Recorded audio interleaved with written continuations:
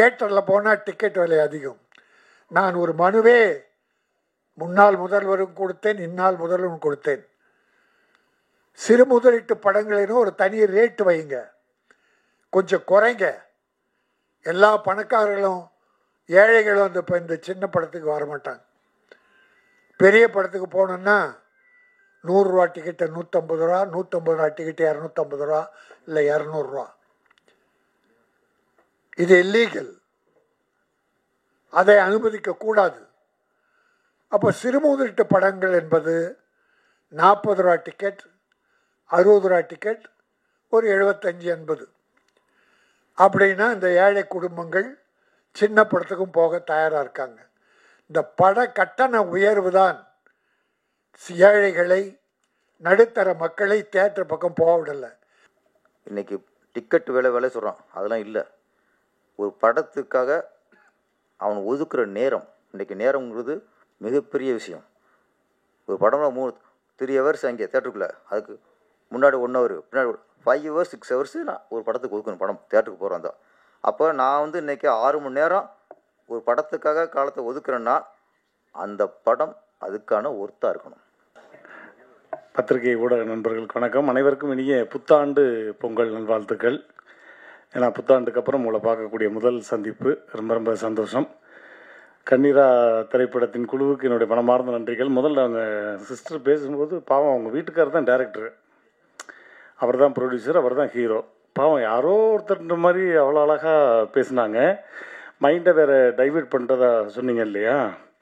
நீங்கள் மைண்டை டைவெர்ட் பண்ணாமல் இருந்திருந்தீங்கன்னா இன்னொரு தங்கச்சி பாப்பா, இன்னொரு தம்பி பாப்பா, அப்படி ஒன்று ப்ரொடியூஸ் ஆகிருக்கும்.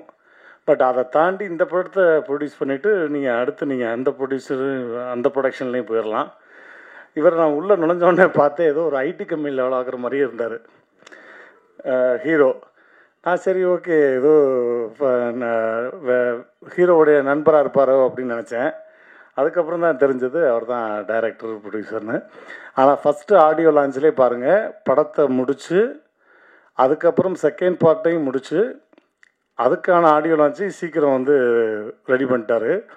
இன்னும் சொல்ல முடியாது, 3வது பார்ட்டு கூட அவங்க பையன் வச்சு கூட முடிச்சிருப்பாருன்னு நினைக்கிறேன் எனக்கு தெரிஞ்சு. அதில் பெரிய நன்றி என்ன சொல்லணும்னா, மலேசியாவில் முழுக்க படம் பண்ணி அதை சவுத் இந்தியாவில் ரிலீஸ் பண்ணுறாரு அப்படின்ற போது கண்டிப்பாக தென்னிந்திய நடிகர் சங்கம், தமிழ் திரையுலகம் உங்களை வருக வரவேற்கிறது. அதுக்கு மிகப்பெரிய வரவேற்பும் வாழ்த்துக்களும் உங்களுக்கு. மலேசியா ரொம்ப அழகான ஊர். உண்மையிலே அந்த சினிமாட்டோகிராஃபி ரொம்ப அழகாக பண்ணியிருந்தாங்க. ஏன்னா மலேசியாவில் பினாங்கா இருக்கட்டும், லங்காவியா இருக்கட்டும், கேரளா இருக்கட்டும், நீங்கள் எங்கே போனாலுமே நம்ம ஊருக்கு போன மாதிரி தான் இருக்கும். அங்கே மலேசியாவுக்கு போன மாதிரி ஒரு ஃபாரினுக்கு போகிற மாதிரி ஃபீலே இருக்காது. எல்லாம் திருச்சி, தஞ்சாவூர், புதுக்கோட்டை எல்லாம் நம்ம மக்களே பார்க்கலாம். இதெல்லாம் எதுக்கு நான் சொல்கிறேன்னா, நான் மலேசியா போயிட்டு வந்தேன்றதுக்காக சொல்கிறேன். அதுக்கு நீங்கள் ஒரு கை தட்டுவீங்கன்னு நினச்சேன். ஏன்னா நேற்று வந்த ஊர்லேருந்து. அதனால் அடிக்கடி போகிற ஊர். ரொம்ப அழகாக நம்ம தென்னிந்திய கலைஞர்களை அதிக நிகழ்ச்சிகள் கூப்பிட்றதும் சரி, அதிக படப்பிடிப்பு, அவங்களுடைய சொந்த பந்தங்கள் மாதிரி அவ்வளோ அழகாக பார்த்துக்கிற ஊர் சிங்கப்பூர், மலேசியா மக்கள். அதற்கு அவங்களுக்கு ஒரு மிகப்பெரிய நன்றி, வாழ்த்துக்களும். இந்த படம் மிகப்பெரிய வெற்றியடைய மனமார்ந்த வாழ்த்துக்கள். நன்றி, தேங்க்யூ. நீரா அப்படிங்கிறது ஒரு பெண்ணோட பெயர். ஆமாம், அந்த நீராவை கண்ணுக்குள்ளே கதாநாயகன் வைத்திருக்கிறாரு, அதுதான் கண்ணீரா. நான் பஸ் வெறும் கண்ணீரா அப்படிங்கும்போது நம்ம கண்ணில் நீரை சொல்கிறாங்க அவ்வளோ இருக்குது, அதான் டெய்லி பார்த்துட்டு இருக்கோமே. அது ஒரு டைட்டில் கொஞ்சம் புதுசாக இருக்குது. இதில் நம்மளுக்கு முக்கியமான விஷயம் என்னென்னா, மனைவி கதை எழுதி கணவன் இயக்கியிருக்கிறாரு, அது புது விஷயம். கணவன் இயக்குறதுக்கு ஒத்துக்கிட்டது ஓகே, அவர் கதாநாயகன் நடிக்கிறதுக்கு ஒத்துக்கிட்டாங்க பாருங்க. நிறைய பேருக்கு பயப்படுவாங்க, சினிமாவுக்கு விடுறதுக்கே பயப்படுவாங்க. அதில் இயக்குனராக அனுமதிக்கிறது வேறு, கதாநாயகனாக ஒரு அனுமதிச்சிருக்காங்க. இல்லை இங்கேயே இந்த சொன்னீங்களே விட்டு கொடுக்குறது, அது இங்கேயே ஆரம்பிச்சு. உங்களுக்கு லைஃப்லேயோ இதுலேயே ஆரம்பிச்சு. என் கதையை இல்லை கௌசல்யா அவங்க பேர், ஆமாம், கௌசல்யா கதையை அவங்களே இயக்கியிருக்கணும். அப்படிங்கும்போது அவங்க இல்லை நீங்கள் ஏற்குங்க அப்படின்னு விட்டு கொடுத்துருக்காங்க. ஆமாம். இப்போ அடுத்து செகண்ட் பார்ட்டு. அதான் செகண்ட் பார்ட்டில் வந்து இப்போ இவர் விட்டு கொடுத்துட்டாரு. நான் ஃபஸ்ட்டு படம் நான் இயக்கிட்டேன், 2வது படத்தை நீ இயக்கிறேன்ட்டு. இப்போ ஃபஸ்ட் பார்ட்டு போகும்போது 2வது குழந்தை ரெடி ஆயிடுச்சு. இப்போ செகண்ட் பார்ட் போகும்போது 3வது குழந்தை ரெடி ஆயிரும்ல. ரொம்ப அவர் ரொம்ப ஆர்வம் இருக்காரு ரோபசங்கர். என்ன அவர் வந்து அதனால் செகண்ட் பார்ட் போகும்போது 3வது குழந்தையும் ரெடி ஆயிடணும்.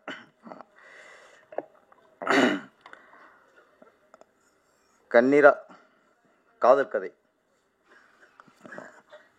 நம்ம தமிழ் திரையுலகில் இப்போ வந்து காதல் கதை வர்றது ரொம்ப அபூர்வமாயிருச்சு. இப்போ ரொம்ப ரொம்ப அபூர்வமாயிருச்சு. ரொம்ப அதிகமாக வர்றதே இல்லை இப்போலாம். ஆமாம். ஒரு 20 வருஷத்துக்கு முன்னாடி 25 வருஷத்துக்கு முன்னாடிலாம் ஒரு 10 படம் ரிலீஸ் ஆச்சுன்னா அதில் வந்து 6 படம் காதல் கதையாக தான் இருக்கும். ஒரு 4ல் 1 குடும்ப கதையாக இருக்கும், ஒன்று த்ரில்லராக இருக்கும், 2 அடி தேடி கமர்ஷியல் அப்படி இருக்கும். இப்போ 10 படம் ரிலீஸ் ஆச்சுன்னா 10 படமே அடி தேடி வெட்டு குத்து, கஞ்சா கடத்தல், கத்தி குத்து,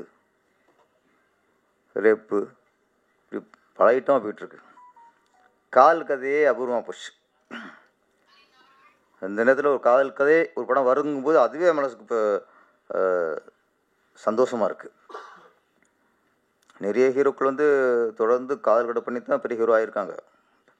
இப்போ விஜய் சார்லாம் பார்த்தா ஃபஸ்ட்டு மேக்ஸிமம் 25-30 படம்லாம் காதல் படம் தான். அதுக்கப்புறம் கமர்ஷியல் ஹீரோவாகி அப்புறம் இளைய தளபதி இங்கே தலைவர் ஆகிட்டார். அது மாதிரி அஜித் சாரும் அப்படி தான். பிகினிங் அவரும் 20-25 படம் லவ் ஸ்டோரி தான். அதுக்கப்புறம் இப்போ வீரம், விசுவாசம், விடாமுயற்சின்ட்டு வேறு ரேஞ்சில் போயிட்டுருக்காரு.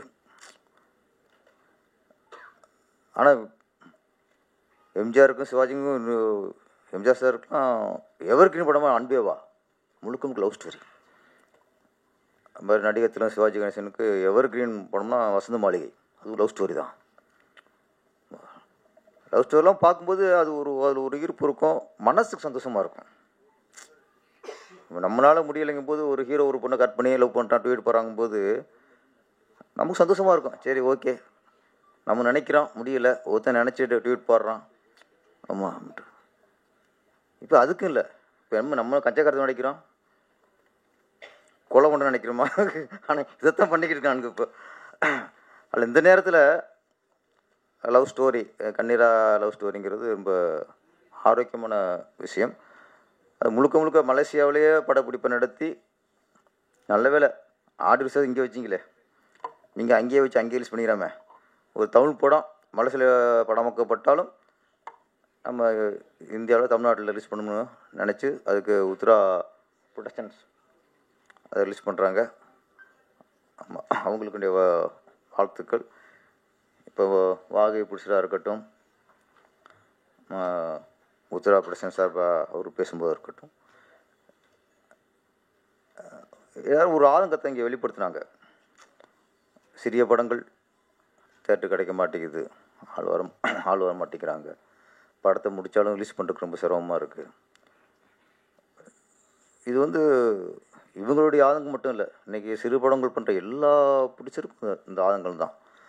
இதுக்கு எங்கே விட, எங்கே தவறு, இதுக்கு என்ன ஒரு முடிவு, ஏகப்பட்ட கேள்வி.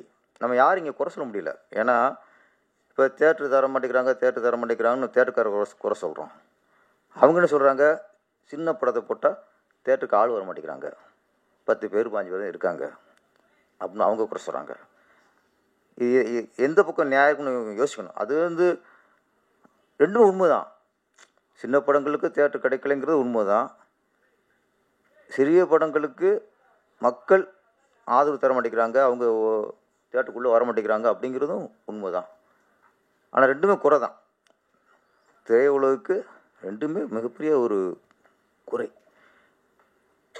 அப்போ இதை எப்படி நிவர்த்தி பண்ணணும், அங்கே தான் யோசிக்கணும். நம்ம மாறி மாறி குறை சொல்லிட்டே இருந்தோம் வச்சுங்களேன், அது ஒரு வேலைக்கு ஆகாது. மக்களை தேட்டருக்குள்ளே கொண்டு வரணும், அதுதான் இன்னைக்கு வேண்டிய விஷயம். அதுக்கு என்ன பண்ணணும்?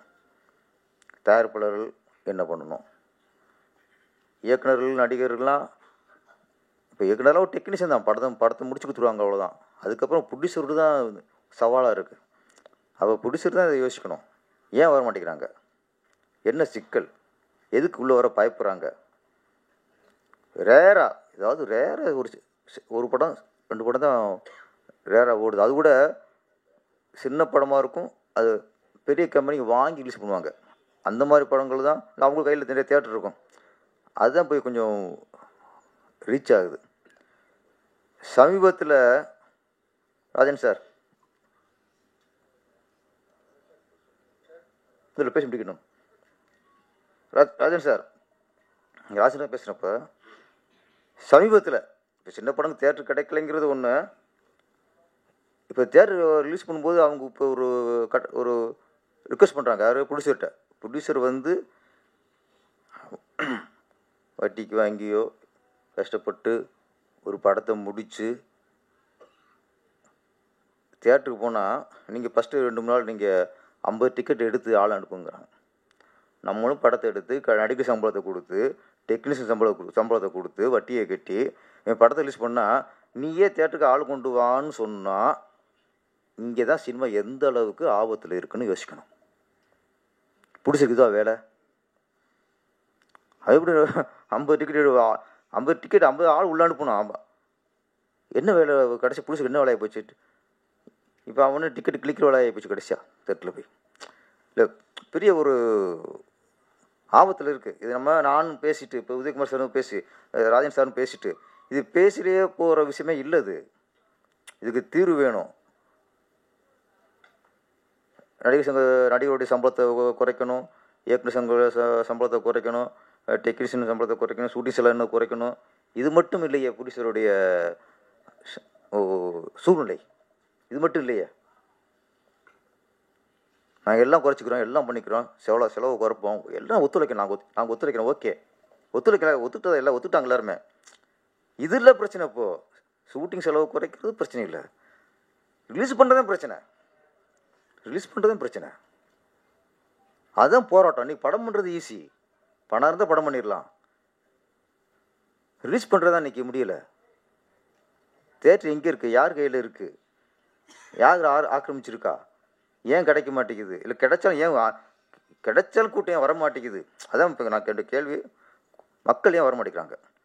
ஒன்று, நம்ம நிறைய படங்கள் தரம் இல்லாமல் இது இல்லாமல் எடுத்து கொடுத்தாலும் பார்த்து பயந்துட்டாங்களா? அதுவும் ஒன்று இருக்குல்ல. 4 சின்ன படம் பார்த்து என்னடா போட்டு வச்சு கொண்டுட்டாங்களே அப்படின்னு சொல்லி அடுத்து இன்னும் சின்ன படம் வரும்போது பயப்படுறான்.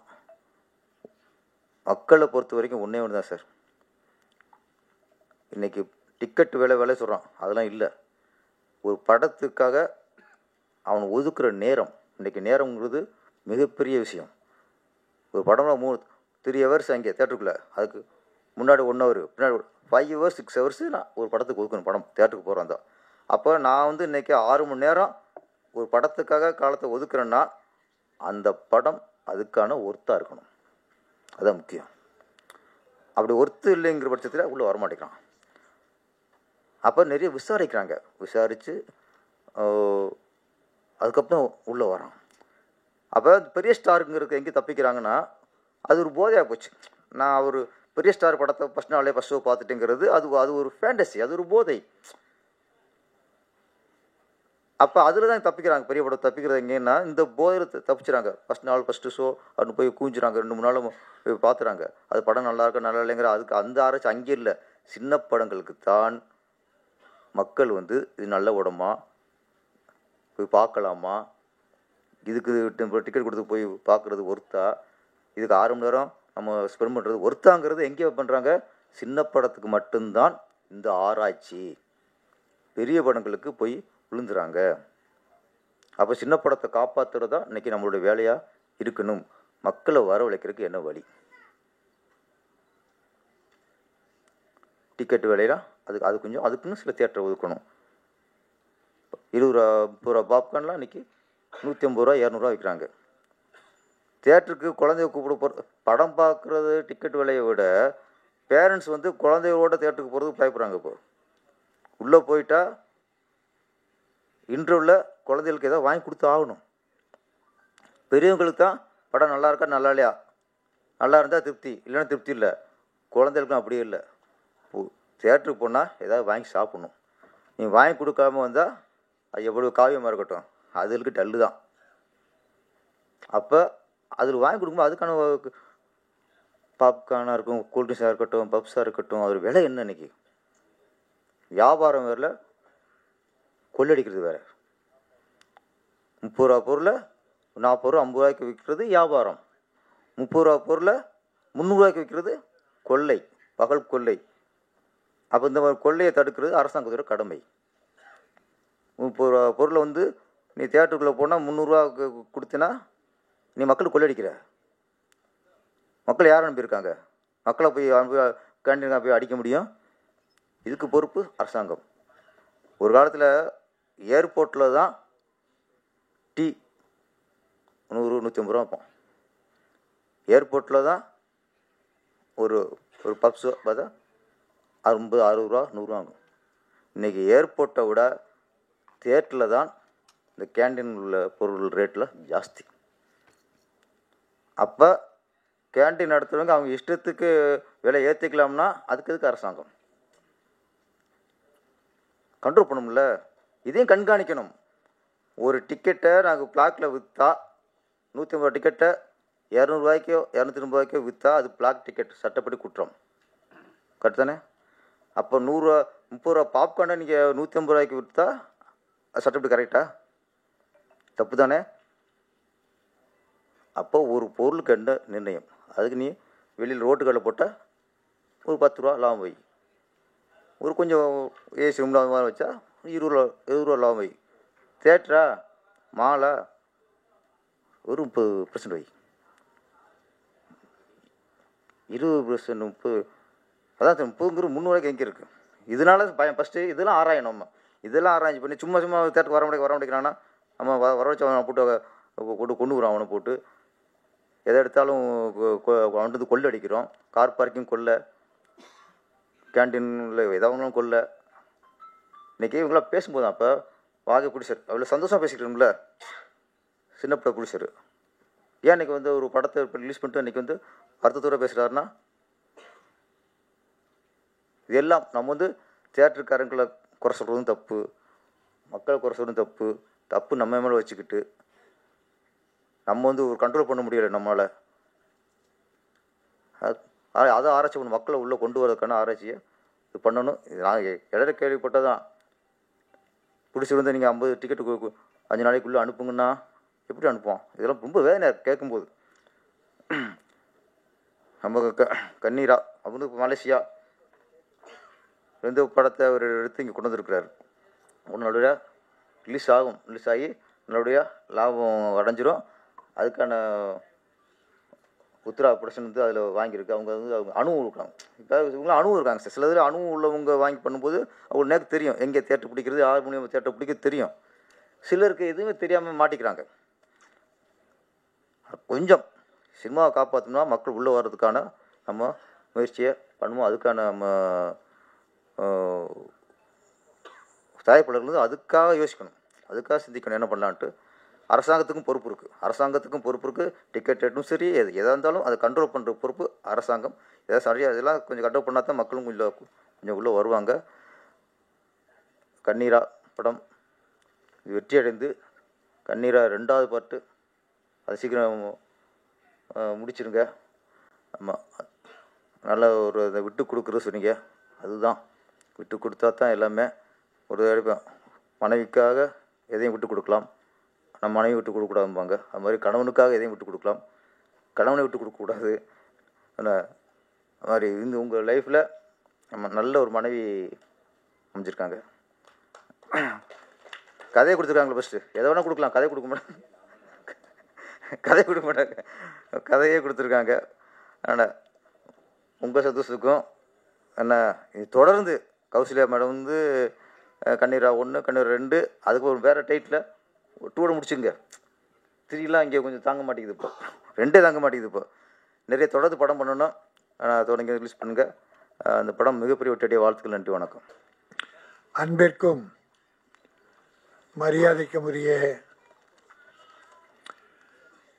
கண்ணீரா படத்தை வாழ்த்த வந்திருக்கிற அருமை பெரியோர்களே, தாய்மார்களே, மனம் நிறைந்து இந்த படம் வெற்றி பெற வேண்டும் என வாழ்த்த வந்திருக்கிற மேடையில் அமர்ந்திருக்கிற ஆருயிர் தம்பி, மிகச்சிறந்த இயக்குனர் ஆர்.வி. உதயகுமார் அவர்களே, பேரரசு அவர்களே, என் அருமை தம்பி நகைச்சுவை நடிகர் ரோபோ சங்கர் அவர்களே, மற்றும் மேடையில் அமர்ந்து வாழ்த்திய அருமை சகோதரர்களே, படத்தின் கதாநாயகன், இயக்குனர், தயாரிப்பிலும் சம்பந்தப்பட்டவர், மொத்தத்துக்கும் சொந்தக்காரர் கதிரவன் அவர்களே, அவரை படமெடுக்க தூண்டி குழந்தை எனும் கரு உருவாக்குவதை விட இந்த கதை எனும் கருவை உருவாக்கி அதை தன் கணவனே இயக்க வேண்டும், அவரே கதாநாயகன் நடிக்க வேண்டும் என்று அனுமதித்த அருமை சகோதரி கௌசல்யா அவர்களே. கௌசல்யான்னு சொல்லும்போது கதை வசனம் மட்டும் எழுதியில்லை, கோ டைரக்டராக கூட ஒர்க் பண்ணியிருக்காங்க, அண்டு கவிதை பாடல்கள் எழுதியிருக்காங்க. ஆக இவர் டைரக்டர், ஹீரோ, ப்ரொடியூசர், இது இருவரும் இறைவனால் தந்த குடும்பம் ஒரு பல்கலைக்கழகம் என்பதை போல இது ஒரு கலைக்கழகம், திரைக்கலைக்கழகம். கணவன மனைவி ஒத்து இப்படி படம் பண்ணியிருப்பது உலக அதிசயம். முதல்ல டைரக்ட் பண்ணவே முன்னாலாம் அனுமதிக்க மாட்டாங்க, சினிமாவுக்கே ஒத்துக்க மாட்டாங்க. அந்த காலத்தில் பெண்கள் சினிமானா அவ்வளோ பயம், ஆண்கள் கெட்டுடுவாங்க, சினிமா கெட்டது, சினிமாவை யாரும் போகக்கூடாதுன்னு நம்ம பெரியவங்க தடுத்த காலம் ஒன்று. பிறகு நடிக்க அனுபவித்தார்கள், இயக்குவதற்கு அனுமதிப்பாங்க. ஏன்னா முதலாளிக்கு அடுத்த ஸ்தானம் இயக்கம், சிறப்பு வாய்ந்தது. பிறகு அதுக்கப்புறம் தான் நடிக்க அனுபவித்தார்கள். அதுவும் ஹீரோவை நடிக்கணும்னா அடுத்த பெண்களோட தொட்டு தடவி பாடல், ஆடல், பாடல், காதல் என்பதெல்லாம் இருக்கிற எந்த மனைவியும் போலியாக செய்தால் கூட நடிப்புக்காக ஒத்துக்க மாட்டாங்க. ஆனால் கௌசல்யா அனுபவிச்சிருக்காங்க. நீங்கள் ஃப்ரீயாக ஆக்ட் பண்ணுங்க, இதே 2 பார்ட் எடுத்திருக்காங்க. ஆக அத்தனை திறமை வாய்ந்த அந்த பெண்மணி இருப்பதாலே கதிரவன் நிச்சயம் வாழ்க்கையில் வெற்றி பெறுவார். ஒரு ஆணுக்கு பின்னாலே, வெற்றிக்கு பின்னாலே பெண் இருக்கிறாள் என்று சொல்வதை போல இங்கே கதிரவனுக்கு பின்னால் அவர் மனைவி கௌசல்யா இருக்கிறார். உங்கள் குடும்பம் வாழ்க, உங்கள் கலை பயணம் வெல்க. அதுவும் தமிழ்நாட்டை நம்பி ஒரு தமிழ் படம் பண்ணியிருக்கீங்க இல்லையா? மலேசியாவிலிருந்து படம் பண்ணி தமிழ்நாட்டில் ஆடியோ ஃபங்க்ஷன், படம் ரிலீஸ். ஏற்கனவே மலேசியாவில் படம் நடித்து ரிலீஸ் பண்ணியிருக்கார். அதை தமிழ்நாட்டை, அது மட்டும் இல்லை, 2 பேருமே பேசும்போது அருமையான தமிழில் பேசுனாங்க. நீ இங்கே பார்த்தீங்கன்னா தமிழை இங்கிலீஷ் கலக்காமல் பேசுகிறதே இல்லை. போன வருஷம் மட்டும் இங்கிலீஷ் டைட்டிலில் வந்த படங்கள் எத்தனை இருக்கும் யோசித்து பாருங்க. டைட்டில் இங்கிலீஷ், பெரும்பாலும் அது ஒரு நாகரிகமாக இப்போ தமிழ்நாட்டில் வந்துருச்சு. ஆங்கில டைட்டில். எந்த படத்துக்கு பேர் கண்ணீரா, கண்ணில் நீரா, இல்லை பெண்ணின் கண்ணினுடைய நீரா, சோகத்தால் காதல் ஃபெயிலியரால கண்ணீர் வடித்தாளா என்பது கதையில் பார்த்தா தெரியும். கண் நீரா. ஆனால் சொன்னார்கள் ஹீரோயினி பெயர் நீரா, அவள் வடிக்கும் காதல் கண்ணீரா என்று தெரியாது, பார்த்தால் தெரியும். ஆனால் தமிழகத்தில் பெண்கள் சமீப காலத்தில் தொடர்ந்தே ஒரு 10-15 ஆண்டுகளாக பெண்கள் கண்ணீர் அல்ல செந்நீர் வடித்து கொண்டிருக்கிறார்கள்.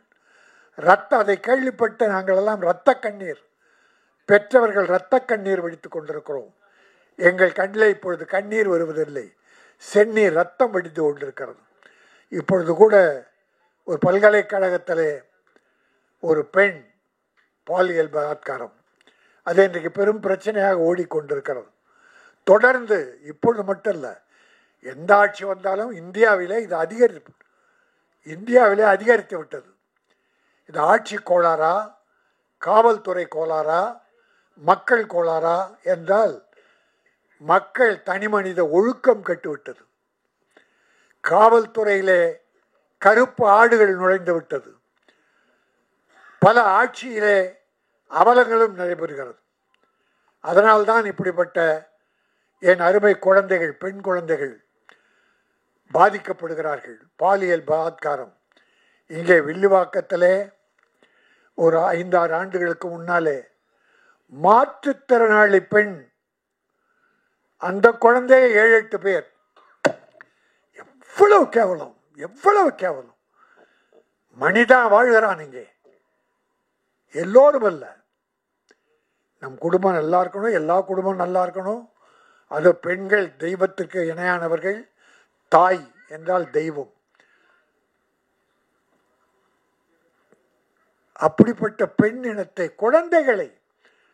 குழந்தைகளை 8 வயசு 10 வயசு குழந்தைகளை, கல்லூரி பெண்கள், ஒரு நாய் கஞ்சா அடித்து விட்டு புறம்போக்கு நாய்கள், இளைஞர்கள் என்ற பெயரில் கல்லூரி பெண்கள் பின்னாலே அலைவது, ஒருதலை காதல். அந்த பெண்ணுக்கு தெரியவே தெரியாது, அவ பார்த்தது கூட இல்லை. இவனா ஒருதலை காதல் வச்சுக்கிட்டு ஒரு நாள் திடீர்னு காதல்னும் இல்லைன்னா கத்தியால குத்திடுறான், திராவம் வைத்திடுறான். அநியாயம், அநியாயம் நடக்கிறது. யாரோ சிலர் தான், எல்லோரும் அல்ல. இதற்காக நாட்டில் சட்டம் ஒழுங்கு கட்டுவிட்டது என்பதெல்லாம் போலி. இது தனிமனித ஒழுக்கத்தை சார்ந்தது. சட்டம் ஒழுங்கு கட்டுவிட்டது என்றால் ஒரு மாவட்டம் தோறும் பெரிய கலவரங்கள் நடந்து பெரிய இழப்புகள் வரும்போது சட்டம் ஒழுங்கு கட்டுவிடும். ஆனால் இது கூட நடக்கக்கூடாது, இது கூட நடக்கக்கூடாது. இதை அனுமதிக்க கூடாது. அரசாங்கம் இதில் மிக விழிப்போடு இருக்க வேண்டும். இருக்கிறார்கள், சில நேரம் தெரியாமல் நம்ம சொல்லிட்டா பண்றான் அதெல்லாம். இப்போ இந்த பல்கலைக்கழகத்திலே பெரிய வளாகம், இந்தியாவில் புகழ்பெற்றது, பலாயிரக்கணக்கான மாணவர்கள் படிக்கிறார்கள். யாரோ காதலிக்கிற போது எவனோ ஒருவன், அவன் 26 குற்றங்கள் புரிந்திருக்கிறான், வழக்கு இருக்கிறது.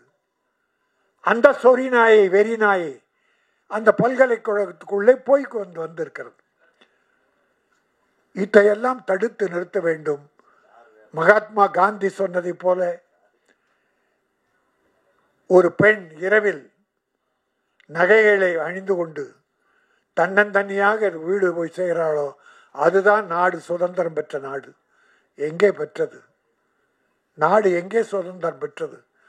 பகலிலே நடக்க முடியவில்லை. இது ஒட்டுமொத்த இந்தியாவிலும் பிற மாநிலங்கள் பார்த்தால் இதை விட கேவலமாக இருக்கிறது, இதை விட மோசமாக இருக்கிறது.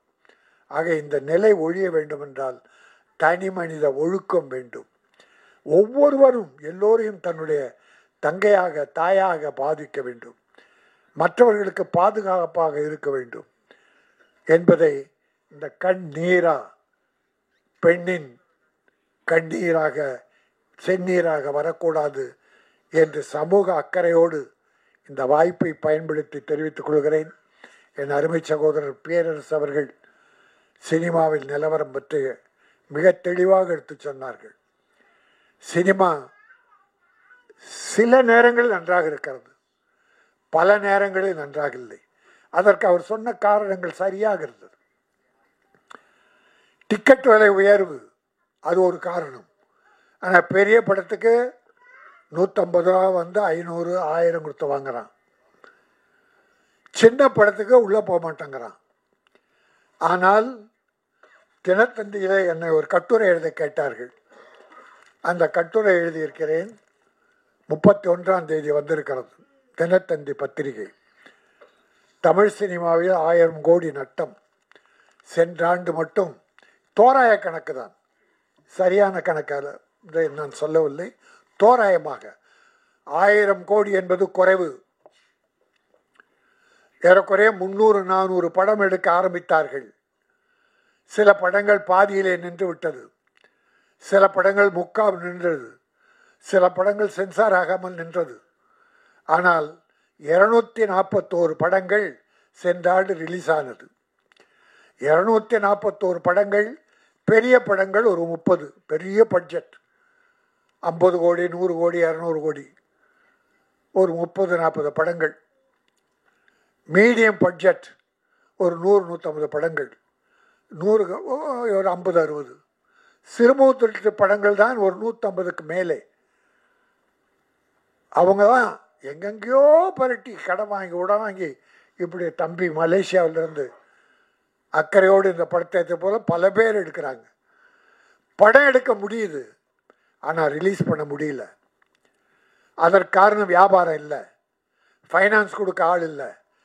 வெட்கக்கேடான விஷயம் சொல்கிறேன், கோடிக்கணக்கான படம் எடுத்துட்டு 3 கோடி 5 கோடியில் சிறுமுதிட்டு படம் எடுத்துட்டு கியூபுக்கு பணம் கட்ட முடியாமல் அவசப்படுறான். கியூபுக்கு 50 லட்சம் வேணும், விளம்பரத்துக்கு ஒரு 50 லட்சம் வேணும். இதுக்கு இல்லாமல் படம் 200 படம் நிற்குது. பல பேருக்கு தெரியும், நான் கொஞ்சம் ஃபைனான்ஸ் பண்ணியிருக்கேன். ஒரு 28 படங்களுக்கு, எல்லாம் சின்ன படங்கள் நம்பி பண்ணேன். 18 படம் ரெடியாகி சென்சார் ஆகி நிற்குது, ரிலீஸ் பண்ண முடியல, வாங்க ஆள் இல்லை, என் பணம் வரலை, நான் கஷ்டப்படுறேன். இது என்னை பொறுத்தோட சின்ன உதாரணம். இப்படி பல வகையான விஷயங்கள். தியேட்டரில் போனால் டிக்கெட் விலை அதிகம். நான் ஒரு மனுவே முன்னாள் முதல்வரும் கொடுத்தேன், இந்நாள் முதல்வரும் கொடுத்தேன். சிறு முதலீட்டு படங்களிலும் ஒரு தனி ரேட்டு வைங்க, கொஞ்சம் குறைங்க. எல்லா பணக்காரர்களும் ஏழைகளும் இந்த சின்ன படத்துக்கு வரமாட்டாங்க. பெரிய படத்துக்கு போனோன்னா 100 ரூபா டிக்கெட்டு 150 ரூபா, 150 ரூபா டிக்கெட்டு 250 ரூபா, இல்லை 200 ரூபா. இது இல்லீகல், அதை அனுமதிக்கக்கூடாது. அப்போ சிறுமுதிட்டு படங்கள் என்பது 40 ரூபா டிக்கெட், 60 ரூபா டிக்கெட், ஒரு 75-80. அப்படின்னா இந்த ஏழை குடும்பங்கள் சின்ன படத்துக்கும் போக தயாராக இருக்காங்க. இந்த பட கட்டண உயர்வு தான் ஏழைகளை, நடுத்தர மக்களை தியேட்டர் பக்கம் போக விடலை. பெரிய படத்துக்கு ஏதோ போயிடுறாங்க, 1-2 படத்துக்கு. ஆனால் சின்ன படங்கள் அதற்காக வெற்றி பெறாமல் இருக்குன்னா வெற்றி பெறுது. இப்போது நான் 18 படம் சொன்னேன், அதில் பெரிய முதலீட்டு படங்கள் 3-4 தான் சக்ஸஸ், லாபம். உள்ள கணக்கு பார்த்தா தெரியும் பல பேருக்கு, டிஸ்ட்ரிபியூட்டர் ப்ரொடியூசருக்கு. நட்டங்கள் ஏராளம், கோடிக்கணக்கில். ஆனால் சின்ன படங்கள் வாழை, ஸ்டார், லப்பர் பந்து, அந்த இனம், இதில் பேரெல்லாம் எழுதியிருக்கேன், இந்த பேரெல்லாம் எழுதியிருக்கேன். ஒரு 7-8 படங்கள் சின்ன படங்கள் பெரிய வெற்றி. பெரிய முதலீட்டு படங்கள் செய்யாத ஒரு சாதனையை சிறு முதலீட்டு படங்கள் வெற்றி பெற்றிருக்கிறது. மக்கள் பார்த்தார்கள். அது எப்படி வர்றாங்க? ஒரு முதல் ஷோவுக்கு ஒரு 50 பேர் போகிறாங்கன்னு வச்சுங்க.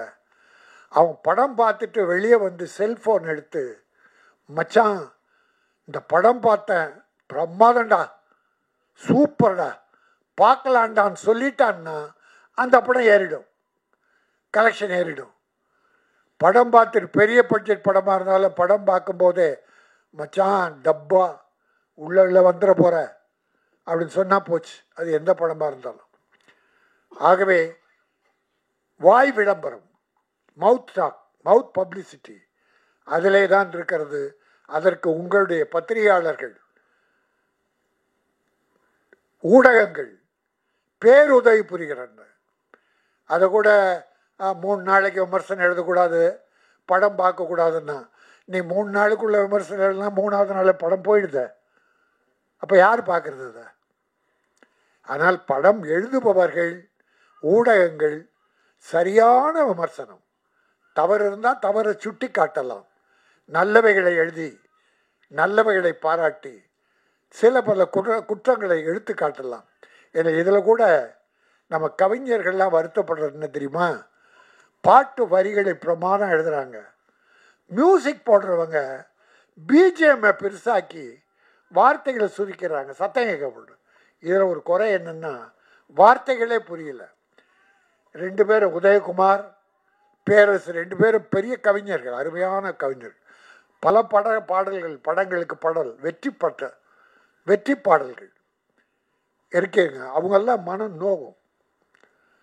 வார்த்தைகளுக்கு முக்கியத்துவம் கொடுங்கள். பிஜிஎம் குறைக்கணும், வரிகள் வரும்போது பிஜிஎம் குறைக்கணும். அதை இந்த படத்தில் கொஞ்சம் பின்னால் ட்ரை பண்ணுங்க. கொஞ்சம் வார்த்தைகளை கேட்கல. ஆகவே இந்த கண்ணீரா தயாரிப்பாளருக்கு இது கண்ணீரா வர வைக்காமல் லாபகரமான படமாக அமைந்து மலேசியாவிலிருந்து தமிழகத்தை நம்பி வந்திருக்கிற இந்த கதிரவன், நம்முடைய கௌசல்யா தம்பதியர் மேலும் படங்கள் எடுக்க வேண்டும். தமிழகம் அவர்களையும் வாழ வைக்க வேண்டும். அவங்க 2 பேரும் தமிழ் என்ன அழகாக பேசுகிறாங்க பாரு. தமிழ்நாட்டில் உள்ளவங்களே இங்கிலீஷை கலந்து அடிக்கிறாங்க. நல்ல சிறப்பாக வெளிநாட்டில் இருக்கவங்க தமிழகத்து தமிழர்கள் அப்படி அன்பு செலுத்துகிறாங்க, அவ்வளோ விரும்புகிறாங்க நம்ம ஆளுங்களை. ஆனால் நம்ம ஆளுங்க தான் அதை ஏற்பதில்லை. ஆகவே தமிழகத்தை நம்பி வந்திருக்கிற கதிரவனும் கௌசல்யாவும் இன்னொரு தயாரிப்பாளர் இணைந்து உதவியாக இருந்திருக்கிறார். இந்த படம் வெற்றியின் மூலமாக நீங்கள் அடுத்த படம் எடுக்க வேண்டும். கண்ணீரா அவளுடைய இன்பக் கண்ணீரை வர வைக்க வேண்டும், நல்ல வரவை தர வேண்டும் என சொல்லி வாழ்த்தி விடைபெறுகிறேன். நன்றி, வணக்கம்.